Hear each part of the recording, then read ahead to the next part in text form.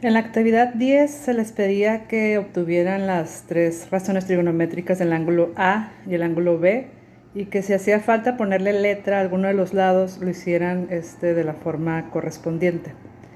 El primer ejercicio, lo que está en verde es lo que me daba el ejercicio. Me daba un triángulo equilátero y me daba que este era el ángulo A y este era el ángulo B.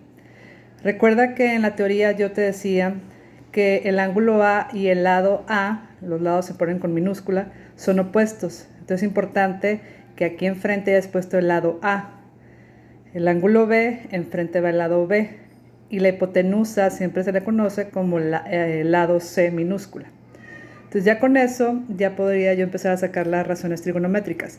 Seno de A, la fórmula es cateto opuesto sobre hipotenusa. Por eso puse A sobre C. Luego coseno de A, cateto adyacente sobre hipotenusa. Tangente de A, cateto opuesto sobre cateto adyacente. Y aquí está. Lo mismo vamos a hacer para ahora con B. Seno de B, cateto opuesto sobre hipotenusa. Coseno de B, cateto adyacente sobre hipotenusa.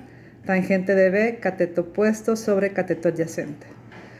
Recuerda que lo del cateto opuesto y cateto adyacente depende de qué ángulo estemos hablando. Para el ángulo A, el cateto opuesto es el lado A y el adyacente es el lado B. Para el ángulo B, el cateto opuesto es el lado B, el adyacente es el lado A y la hipotenusa siempre es la C. Esa no cambia. ¿Okay? Aquí en el siguiente yo te daba el triángulo rectángulo, te daba el ángulo A, el ángulo B y te decía que este medía 26. No había necesidad de sacar los lados, simplemente era ubicar bien las letras. Ese es el ángulo A, entonces el de enfrente es el lado A. Ese es el ángulo B, entonces el de enfrente es el lado B y empezar a escribir las razones trigonométricas. Seno de A, cateto opuesto sobre hipotenusa. Coseno de A, cateto adyacente sobre hipotenusa. Tangente de A, cateto opuesto sobre cateto adyacente. Lo mismo con el ángulo B. Seno de B, opuesto sobre hipotenusa. Coseno de B, adyacente sobre hipotenusa. Tangente de B, opuesto sobre adyacente. Seguimos con el 3. Igual te daba el triángulo y te daba la medida de dos lados. Te daba la hipotenusa y te daba un cateto. ¿Okay? No había necesidad de sacar el tercer lado. Si lo hiciste, pues lo podías hacer con Pitágoras. Pero no había necesidad. Si yo le llamo a este ángulo A, ese es el lado A. Si es el ángulo B, ese es el lado B. Y por eso le puse B minúscula. Si yo hubiera puesto aquí A mayúscula, aquí va A minúscula. ¿Sale? Y entonces empezamos con las razones trigonométricas de A.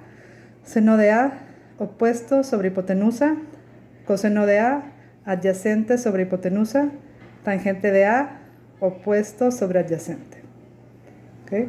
Y nos vamos con B, que quedaría opuesto sobre hipotenusa, seno de B, coseno de B, adyacente sobre hipotenusa, tangente de B, opuesto sobre adyacente. Ahí está. ¿Okay? De este lado tenemos, te daba yo el triángulo, te daba esta medida, te daba esta medida y te daba este ángulo. Yo a este ángulo le llamé B y por lo tanto es el ángulo A y por lo tanto es el lado A. No había necesidad de sacar la medida. Entonces, seno de 60, cateto opuesto sobre hipotenusa. Coseno de 60, cateto adyacente sobre hipotenusa.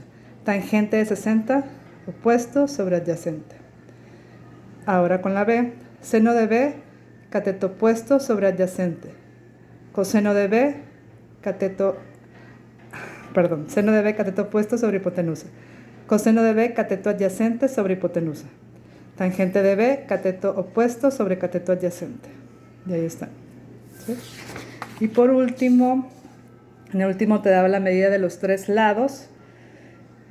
A uno de los ángulos le llamabas A y al otro B, y entonces empezabas. Seno de A, opuesto sobre hipotenusa. Coseno de A, adyacente sobre hipotenusa. Tangente de A, opuesto sobre adyacente.